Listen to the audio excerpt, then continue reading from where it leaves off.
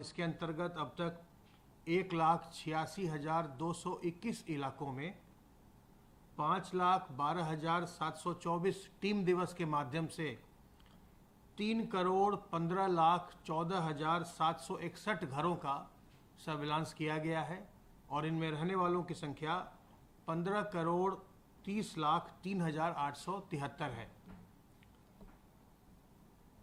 Covid के संक्रमण से लोगों को बचाने के लिए और विशेष करके जो हमारे 60 साल से ऊपर के बुजुर्ग हैं और जो 45 एडमिनिस्टर किए जा चुके हैं, इनमें से 20,30,600 व्यक्तियों को पहली डोज लगी है और इनमें से 6,13,241 व्यक्तियों को दूसरी डोज भी लग चुकी है। जिन लोगों को अभी तक वैक्सीन का लाभ दिया गया है, टीकाकरण किया गया है, उनमें स्वास्थ्यकर्मी, हमारे फ्रंटलाइन वर्कर्स और अब 60 साल से ऊपर के व्यक्ति और 45 से 60 के बीच के पहले से जो कोमॉर्बिड हैं, किसी बीमारी से ग्रस्त हैं, वैसे लोगों का टीकाकरण हो रहा है। इस टीकाकरण को हमें एक जन आंदोलन बनाना है, जिससे कि हम अधिक से अधिक लोगों का कम से कम समय में टीकाकरण कर सकें।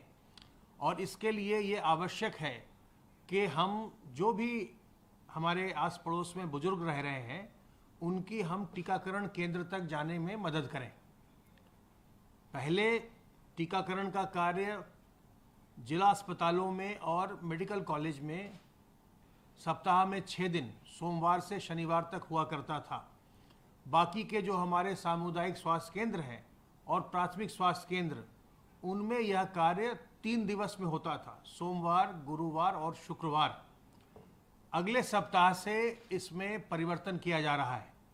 अगले सप्ताह से अब सभी जिला अस्पताल, सभी राजकीय मेडिकल कॉलेज और सभी सामुदायिक स्वास्थ्य केंद्र सप्ताह में 6 दिन टीकाकरण का कार्य करेंगे। सोमवार से लेकर शनिवार तक आप किसी भी जिला अस्पताल या सामुदायिक स्वास्थ्य केंद्र या जो हमारे और बड़े अस्पताल होते हैं, मंडलीय अस्पताल या जो संयुक्त चिकित्सालय होते हैं या राजकीय मेडिकल कॉलेज, इनमें आप अपना पंजीकरण करवा कर वहाँ जा सकते हैं।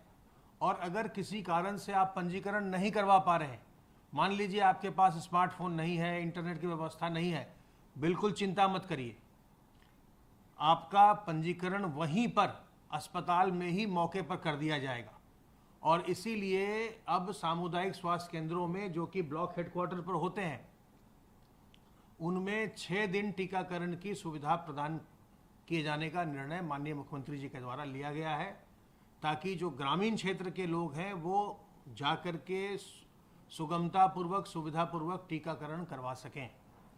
जो हमारे प्राथमिक स्वास्थ्य केंद्र हैं, जो बहुत बड़ी संख्या में हैं, उनमें पूर्वत सोमवार, गुरुवार और शुक्रवार को टीकाकरण का काम होता रहेगा।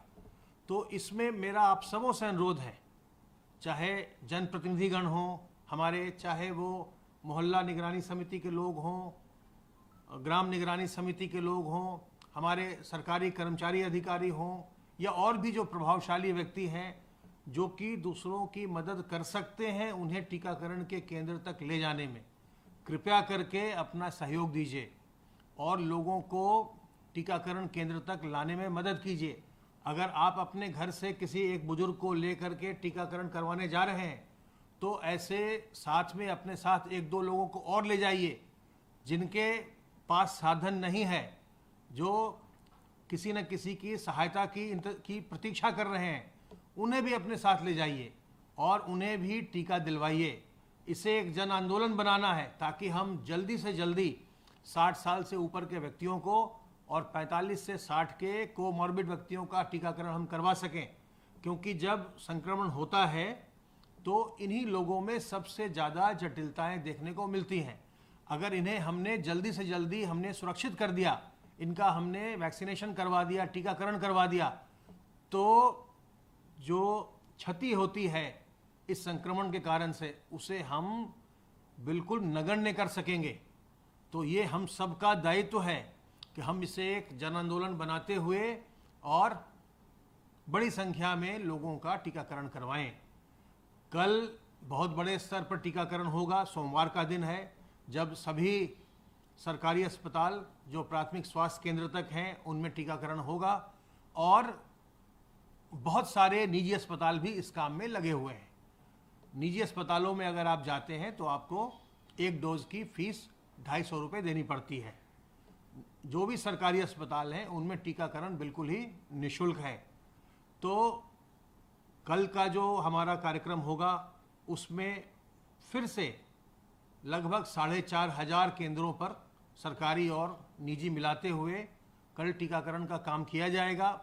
और कल हम आपसे अनुरोध करेंगे अधिक से अधिक संख्या में, और खासकर ग्रामीण क्षेत्र के लोगों से अनुरोध करेंगे अधिक से अधिक संख्या में निकलकर टीकाकरण केंद्र पर आइए और टीका करवाइए। टीका करवाने के बाद भी, टीका लगवाने के बाद भी हमें सावधानी बरतते रहनी है। जो सावधानी के उपाय हैं, हाथ को बार बार साफ करते रहना, मुंह और नाक को ढककर रखना और लोगों से 2 गज की दूरी बनाना, इसे अभी हमें बरकरार रखना है।